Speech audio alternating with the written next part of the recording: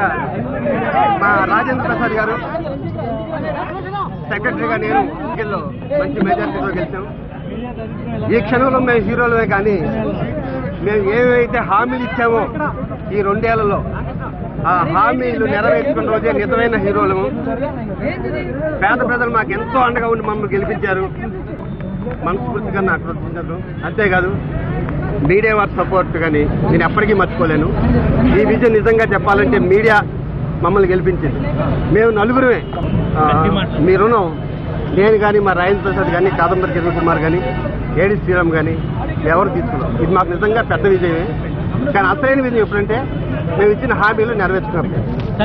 30 ఏళ్ళ నా ఫ్రెండ్ ఆడు మోసం చేస్తాను నేను కల్లా కూడా అనుకుంటాను. అలీ కూడా నాగబాబులు అంటూ వచ్చి అలీ మన శివాజీని సెక్రటరీ చేద్దాం. నేను వద్దునా బాబు, ఈ ఒక్కసారి నన్ను వదిలేరు, నేను మా మురళీమోహన్ గారితో చేయనన్నా, నన్ను వదిలేనంటే నో నేను సంతకం పెట్టినాను.